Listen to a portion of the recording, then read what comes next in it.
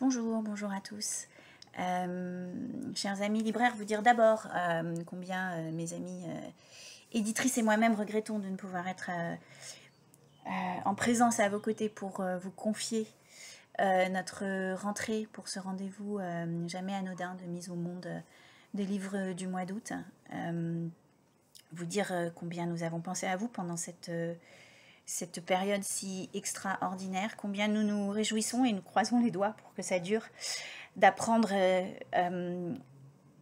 le flot de lecteurs qui envahissent vos librairies. C'est les nouvelles que vous nous donnez et auxquelles nous nous accrochons.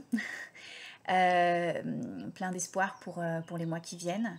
Mais aussi peut-être, et d'abord je voudrais dire un mot, en tout cas dire que nous pensons aussi très fort à tous ces auteurs qui ont publié des livres au mois de mars, par exemple, mais aussi en janvier, en février, qui sont restés un peu seuls sur vos tables pendant ce moment de transformation des librairies en lieux fantômes, comme à peu près la moitié de ce pays.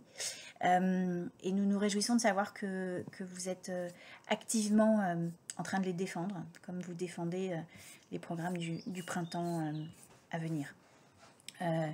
Il est vrai que ce printemps, il a été extrêmement bouleversé, et c'est la raison pour laquelle chez Actes Sud, vous retrouverez dans notre programme d'août 3 livres initialement programmés au mois d'avril, parce qu'en 2020, cette année, dans une décision qui n'est pas étrangère aux échanges que nous avons eus à Marseille lors des réunions du SLF, nous avions décidé de reconquérir le printemps et de publier des textes forts toute l'année en littérature française, dans un geste de sorte de rentrée permanente.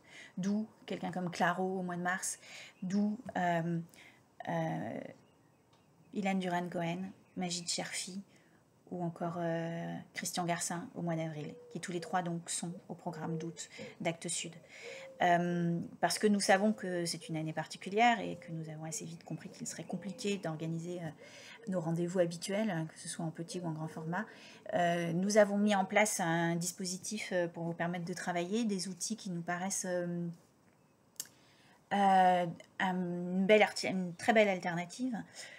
Chacun de nos auteurs ont accordé un entretien à Yann Nicole, qui est quelqu'un que beaucoup d'entre vous connaissent, puisqu'il dirige et programme la fête du livre à Bron, et puis qu'il anime énormément de rencontres un peu partout sur le territoire, dans certains des plus grands festivals. Ça va de Saint-Malo à Manosque, en passant par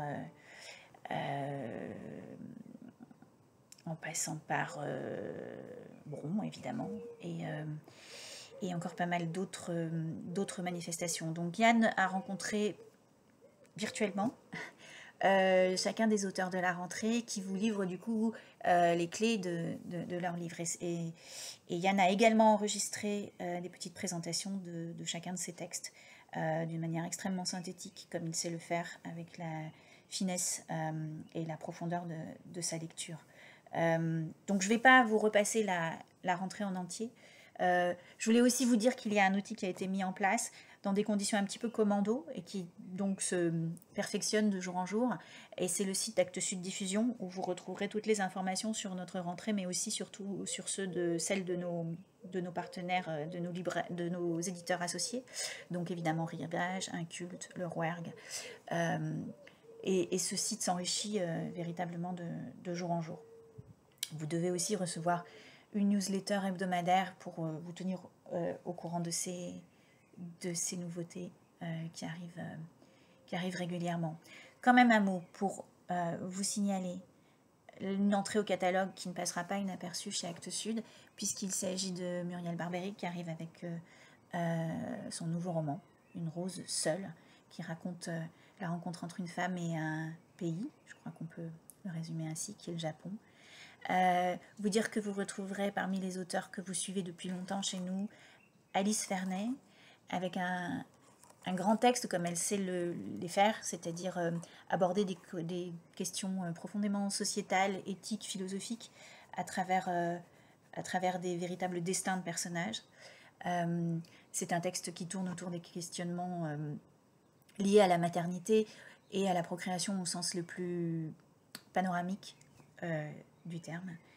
Et puis 2 auteurs que vous commencez à suivre chez nous aussi depuis un moment, Lola Lafont avec Chaviré et Pierre Ducrozet avec Le Grand Vertige. Comme je vous le disais, vous avez à votre disposition un matériel finalement encore plus riche que d'habitude, sans compter que les textes circulent déjà. Sachez-le, comme les auteurs, les éditeurs aiment avoir des retours, et nous sommes évidemment très à l'écoute et très disponibles pour vous entendre et pour échanger, puisque finalement cette histoire de virtuel a parfois créé des liens plus directs, plus rapides, et peut-être effacer certaines timidités, et nous avons décidé de voir les choses du bon côté.